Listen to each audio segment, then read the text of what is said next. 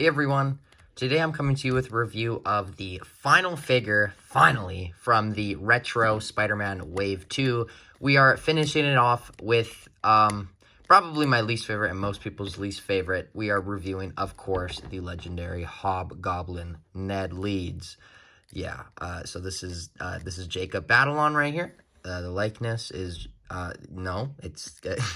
doesn't look like him at all. So, you know what? I guess this will have to work for our MCU Ned Leeds for now. Kind of, it's a bit of the wrong outfit, but, you know, kind of gets the point across. Anyway, I have not a lot to say about this figure because I don't really like it. I mean, it's okay, but I don't know. You'll see when we get into the review, which, speaking of that, let's get into it. That is so creepy. So, besides Hobgoblin and his accessories, his other thing that he's included with is, of course, the box, obviously.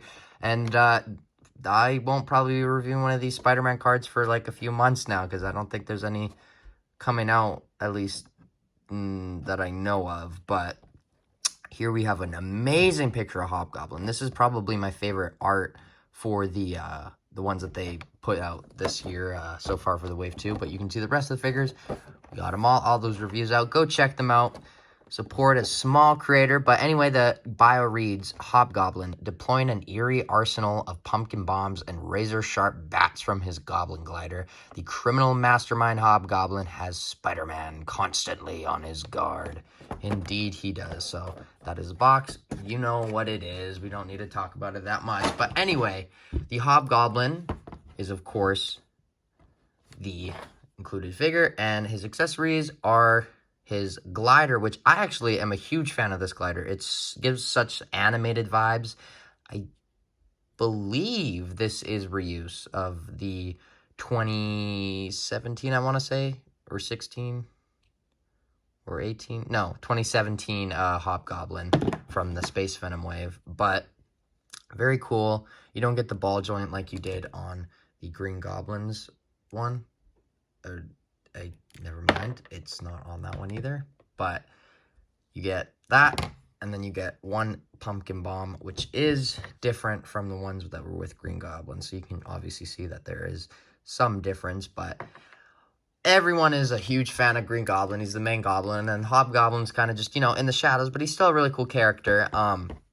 This figure, though, it's cool, but it's like, I understand why it needs to be in the wave. It's great to get a Hobgoblin back on the market. It's definitely not the best job that they could have done with the Hobgoblin. And I honestly don't think it really is the figure's fault. I think it's just one small, tiny detail that they forgot, or not forgot, but just like chose not to do on this figure, which really bothers me and kind of just like makes me not want to just like pose it around because it makes it really hard, is the shoes, because these are not what Hobgoblin should be wearing at all. So as you can see with the Green Goblin, he has these more hooked shoes which allow for him to hook on to the glider and not fall off. Whereas with this one, you can try to put the feet in and they don't. I mean, like if you cram it in enough, it'll work, but it's just, like, there you got a bit of a glider, but it just does not stay on, which really bothers me and kind of sours a lot of things for this figure for me. But this is what I'm talking about. So this was the Space Venom Hobgoblin. Obviously, you can see that they have some reuse. The other head I have, but I wanted to put this one on to just show the difference, because this figure came with this exact head just in this color. But very, very cool figure. Actually, probably, I don't know. I don't know. I'm liking this one more still. And you can hook the boots on to the glider. You see that? Nothing. Like, that's exactly what, that's it. Just that tiny detail. And I'm like looking at the box here, and he literally has them. Like, he has the pointy boots. I just don't get, I don't know. I just don't get why they gave him, it's just confusing to me. And same thing with the color. I think it's too bright of a color. I know what they were going for the animated style, but I don't know. Still, it's just a little weird. But I'm probably going to give this glider to this one and put him as my main Hobgoblin now because I really like this glider. I love the color of it. It really is Hobgoblin-y and very animated style. So, and now the head will not go back on, but I've had this Hobgoblin for so long, and he's very, very cool. Still an amazing figure, but this just, it's a great, if you need a Hobgoblin, I think you'll be content with it. I don't think you'll be amazed because obviously it's mainly a Bucky cap, which is some other parts, but you know, there's really not a lot more to say about the Hobgoblin. He has the cape, and then you can see they like shaded and did all this stuff with this one, black wash on that, but it's the same sculpt.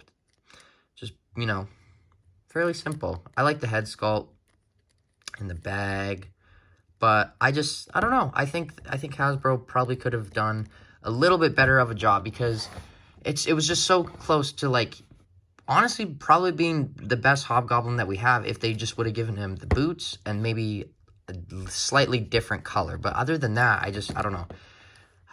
This really sours a lot of things for me, but we will get into the articulation now. So the articulation on this figure is, it's articulation. It's standard. It's not that great. It's Bucky cap. So the head goes down that far, up, a little bit of tilt, and then full 360 obviously, but that's kind of the range of movement, so it's okay. And then you can kind of, I think if you, I don't know for sure, but I think if you took, yeah, you can, oh, I'll do that in the comparisons, but you can take this off, which is weird, but the arms go that far, in full 360, very stiff upper thigh or upper bicep swivel, double jointed elbows, which are basically single because of this glove, and then this hand goes up, down, full 360, same with this one. The ab crunch goes down far, not that much, but not that bad. Back a little bit further, and then there is a waist swivel. Ooh, ratchety, like that, unlike the Sentinel. Legs kick forward that far, back that much. That's very good. That's good, and especially for the glider, so that's good that he can do that with the legs. Upper thigh cut, double jointed knees, boot swivel, which is great to get, and then these putrid feet. They're fine feet. Like, it's a okay figure. It's just not for Hobgoblin. It's not even what's on the box. So, I don't know. But the thing is like, usually there's like 2 or 3 bad figures in a wave. And this is really, it's not a bad figure. It's just like an okay figure. And if this is the worst of the wave, and it is, it's an amazing wave still. So, I'll get to the rankings when we get to them. But that is the articulation. So, let's get on to the comparisons. So I have a lot of comparisons that I want to do with the Hobgoblin here, but there you can see the mustardy Hobgoblin, or the mustard colored Hobgoblin, and just, okay, you know, granted, you won't stand on your glider, so could you at least do me the favor of standing on your feet? Please, thanks, buddy. But the comparison I want to do first is with the Space Venom Hobgoblin, which I still like that one more. And this one is so cool. This was the Build-A-Figure from like 2015, I believe. This is the wave that had the Pizza Spider-Man, the very first Pizza Spider-Man. So this is the Hobgoblin. Very interesting take on this. It's actually a really good figure. I just haven't really touched it in a while. That's awesome. The sculpt, it's like an entirely unique sculpt too, which is awesome. But anyway, you can see Hobgoblin Party, Hobgoblin 1, Hobgoblin 2, Ned 1, Ned 2, Ned 3. Kind of cool. I love getting 3s of Spider-Man characters now. But okay, so that was the Hobgoblins. Next we have the retro Spider-Man. Obviously I got to show him next to him, so that's cool. But then the main comparison is, of course, Hobgoblin or Green Goblin. So these are both from the animated side. I really like this Green Goblin. People's problems is mainly just the eyes, but like, other than that, I think it's the best Hobgoblin that they've put out. I don't know. I just really like it. I know it should have some shading. It's just, I don't know. It's my opinion. I really like it. I know a lot of people don't, but I love everything about it. The glider, everything. And then now, of course, I want to do the comparison. So at the very end, I'm going to put Hobgoblin. He is the last place figure. Now, like, it's not a terrible figure. It's just not like... It's just like they needed that. They just needed to put it out, and they just like, they put so much effort into the other ones. Just like, okay, just get this one out. Just ban it off. Just put it out there. It's, I don't know. It's kind of whatever. But, okay, this is going to be hard ranking. So I have Shocker, obviously. I have Ben Reilly. I have the Mark 1 Spider Armor, the Symbia suit, and Hammerhead. So I think... sadly, I think I'm going to give this spot to Shocker. Now, it's not because it's a bad figure. I love this figure so much. It's just the other figures are so much better. Like, when you have the superposable Spider-Man and this amazing, like, villain that we haven't gotten, well, we basically just got the head for, you know, it's hard. But he could have had maybe a little bit more wash, some lining, but that is an amazing sculpt. It's a little bit stiff, but great job on that figure. By no means is it a bad figure. I absolutely love that thing. But next up, I think I'm going to give it to Hammerhead. Now, that is an amazing figure. I love that they reused the Happy Hogan body, and the lines are just so consistent throughout the whole figure. I love this sculpt, and I love the additions they gave, and the head sculpt. Everything about it is very good. So that is basically a near-perfect Hammerhead figure, and he comes with a baseball bat. And then there was 3. So I think what I might do is... Okay, this is hard. I know which one is my favorite, but I don't know which one is my second and third. So it's between... Okay, let's put them to the side for now. I think I'm going to have to give it to the Ben Reilly. Now, I love that figure so much, but granted, it is a reuse. And granted, this...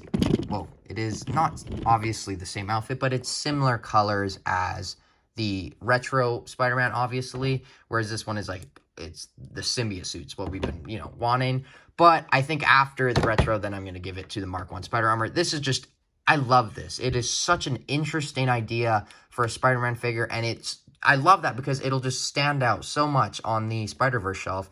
And that's kind of what I wanted. They're all just in their red suits and their black suits. And and every now and then you get your green suits. But, I don't know. That's going to shine. It's going to stand out. People can be like, oh my goodness, a silver Spider-Man. That's awesome. But number 1 is obviously the Symbia suit Spider-Man or the black suit Spider-Man. This is just amazing. They really knocked it out of the park with this. Yeah, it is a reuse, but it was a reuse that we wanted, we got, and they nailed it. It's a great figure. There's so much you can do with it. And it's a figure that once you start posing it, it's very hard to put down. Same thing with this one. But let me know what you think of my ranking, and put your ranking, if you can, in the comments below. I want to know where we differ. But I feel like, I don't know. I feel like this is I feel like a lot of you might agree with this. I don't know. I feel like the Shocker might be switched around. I don't know if I gave a good ranking of the Shocker, but I definitely think most people are going to say the Hobgoblin is worse. But this is just an amazing wave, and I'm so happy to have them all in front of me. But I think, without further ado, let's get into my final thoughts. So let's get into it.